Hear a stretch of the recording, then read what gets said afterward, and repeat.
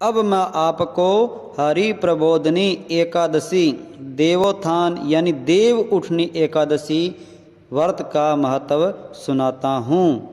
ब्रह्मा जी बोले कि हे मुनिश्रेष्ठ, अब आप पापों को नष्ट करने वाली तथा पुण्य और मुक्ति को देने वाली हरि प्रबोधनी एकादशी का महत्व सुनाइए। भागीरथी, गंगा तथा तीर्थ, नदी, समुद्र आदि तभी तक फल देते हैं जब तक प्रबोधनी एकादशी नहीं आती। कार्तिक मास की शुक्ल पक्ष की प्रबोधनी एकादशी के व्रत का फल 1000 अश्वमेध यज्ञ तथा 100 राजसूय यज्ञ के फल के बराबर होता है। नारद जी ने पूछा कि हे पिताजी, यह संध्या को भोजन करने से, रात्रि में भोजन करने तथा पूरे दिन व्रत करने का क्या क्या फल मिलता है, उसे आप समझाइए। ब्रह्मा जी बोले कि हे नारद, एक संध्या में यानी एक समय सुबह भोजन करने से 1 जन्म का तथा रात्रि में भोजन करने से 2 जन्म का तथा पूरे दिन व्रत करने से 7 जन्म के समस्त पाप नष्ट हो जाते हैं। प्रबोधनी एकादशी के व्रत के प्रभाव से सुमेरु पर्वत के समान कठिन पाप क्षण मात्र में ही नष्ट हो जाते हैं। अनेकों पूर्व जन्म में किए हुए बुरे कर्मों को यह प्रबोधनी एकादशी 11 का व्रत क्षण भर में नष्ट कर देता है। जो मनुष्य अपने स्वभावा अनुसार इस प्रबोधनी एकादशी का विधि पूर्वक व्रत करते हैं, उन्हें पूर्ण फल प्राप्त होता है। हे मुनीश्वर, जो मनुष्य श्रद्धा पूर्वक थोड़ा भी पुण्य करते हैं एकादशी के दिन, उनका यह पुण्य पर्वत के समान अटल हो जाता है। जो मनुष्य हृदय के अंदर ही ऐसा ध्यान करते हैं कि प्रबोधनी एकादशी का व्रत करूंगा, तो उनके 100 जन्म के समस्त पाप नष्ट हो जाते हैं। यानी मन में सोच लें कि 11 का व्रत करेंगे तो उनके 100 जन्म के समस्त पाप नष्ट हो जाते हैं। जो मनुष्य प्रबोधनी एकादशी के दिन रात्रि को जागरण करते हैं यानी रात्रि को जागते हैं, उनकी बीती हुई तथा आने वाली 10,000 पीढ़ियां विष्णु लोक में जाकर वास करती है। जो नरक में अनेक दुखों को भोगते हुए पितृ विष्णु लोक में जाकर सुख भोगते हैं। यानी 11 के दिन हमें जागरण यानी जागना चाहिए, सोना नहीं चाहिए। ब्रह्मा हत्या आदि महान पाप भी हरि प्रबोधनी एकादशी का व्रत करने से सेदुल हो जाते हैं। एकादशी के दिन रात्रि को सोना नहीं चाहिए, जागना चाहिए। जागरण करने का फल अश्वमेध आदि के यज्ञों के फल से अधिक होता है।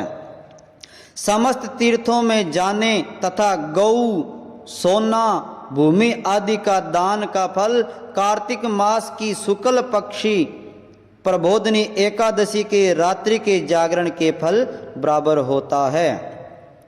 इस संसार में जितने भी तीर्थ हैं तथा जितने भी तीर्थों की आशा की जाती है, वह सब प्रबोधनी एकादशी का व्रत करने वाले के घर में ही रहते हैं। यानी इस संसार में जितने भी तीर्थ हैं, उनका फल हम अगर एक हरि प्रबोधनी एकादशी कर लें तो ऐसा समझो कि जितने भी तीर्थ हैं हमारे घर में हैं।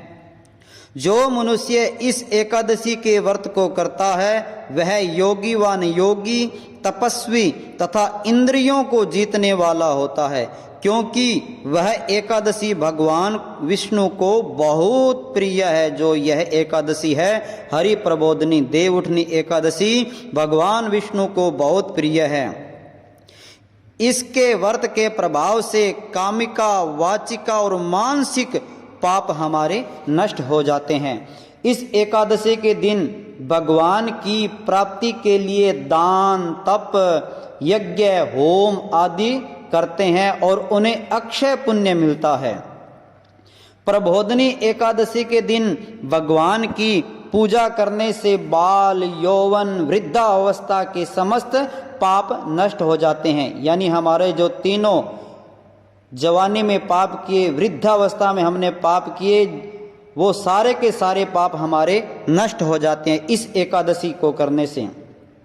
इस एकादशी की रात्रि को जागरण करने का फल सूर्य ग्रहण के समय स्नान करने से फल से 1000 गुना अधिक होता है। यानी सूर्य ग्रहण हो, चंद्र ग्रहण हो, उसमें हम स्नान करते हैं तो पुण्य बहुत अधिक मिलता है, और उनसे अधिक इस व्रत का करने से हमें मिलता है। मनुष्य जन्म से लेकर जो पुण्य करता है वह पुण्य प्रबोधिनी एकादशी के व्रत के पुण्य के सामने व्यर्थ है। इसलिए हे नारद, तुमको भी विधि पूर्वक विष्णु भगवान की पूजा करनी चाहिए। मनुष्य कार्तिक मास में धर्म परायण होकर अन्य व्यक्तियों का अन्न नहीं खाते, उन्हें चंद्रायण व्रत का फल मिलता है। कार्तिक मास में भगवान दान आदि से उतने प्रसन्न नहीं होते जितने कि शास्त्रों की कथा सुनने से प्रसन्न होते हैं। भगवान विष्णु की हमें कथा, भगवान विष्णु का हमें नाम लेना चाहिए, नारायण नारायण विष्णु विष्णु।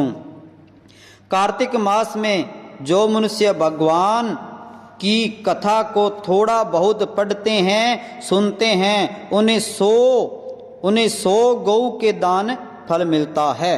यानी जो मनुष्य भगवान का नाम सुनता है, कार्तिक मास में भगवान का नाम लेता है, नारायण नारायण विष्णु विष्णु, उन मनुष्यों को 100 गौ के दान का फल मिलता है। मनुष्य अपने कल्याण के लिए विष्णु भगवान की कथा सुनते हैं, वे अपने कुटुंब का उद्धार करके 1 सहस्त्र गौ दान का फल पाते हैं। 1 सहस्त्र यानी 1000 गौ दान का फल पाते हैं। जो मनुष्य हरि प्रबोधिनी एकादशी के दिन विष्णु की कथा सुनते हैं, उन्हें 7 दीप के दान का फल मिलता है। जो विष्णु की भक्ति पूर्वक कथा सुनते हैं और कथा बाँचने वाले ब्राह्मण को यथाचित पूजा करते हैं तथा उन्हें संतुष्ट करते हैं, वे उत्तम लोक को जाते हैं।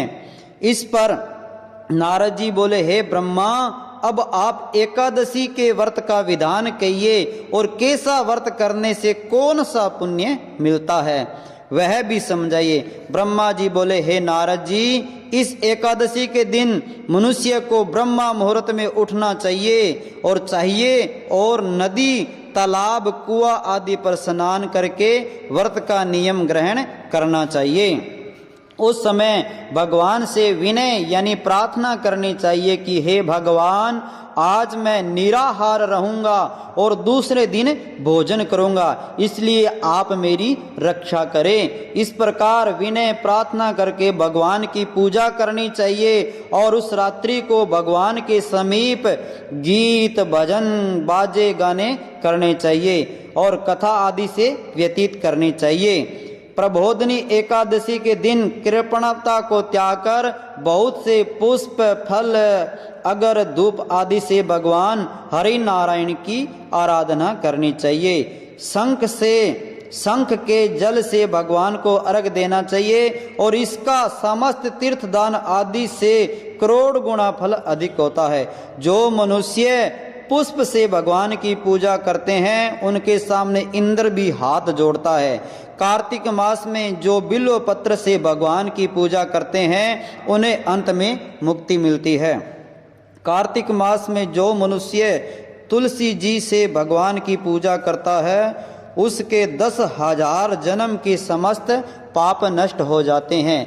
जो मनुष्य इस मास में श्री तुलसी जी के दर्शन करते हैं या छूते हैं या ध्यान करते हैं या रोपण अथवा सेवा करते हैं, वे 1000 कोटि युग तक भगवान के घर में रहते हैं। समस्त कामनाओं को पूरा करने वाले भगवान कदम पुष्प को देखकर अत्यंत प्रसन्न होते हैं। यदि उनकी कदम पुष्प से पूजा की जाए तो यमराज के दुखों को नहीं पाते। जो गुलाब के पुष्प से भगवान की पूजा करते हैं, उन्हें मुक्ति मिलती है। जो मनुष्य बकुल और अशोक के फूलों से भगवान की पूजा करते हैं, वे अत्यंत काल तक शोक से रहित होते हैं। जो मनुष्य विष्णु भगवान की सफ़ेद और लाल कनेर के फूलों से पूजा करते हैं, उन पर भगवान अत्यंत प्रसन्न होते हैं। जो मनुष्य विष्णु भगवान की दुर्वा दल यानी दूब से पूजा करते हैं वे पूजा के फल से 100 गुना फल अधिक पाते हैं। जो भगवान की समी पत्र यानी खेजड़ी के पत्तों से पूजा करते हैं वे भयानक यमराज के मार्ग को सरलता से पार कर जाते हैं।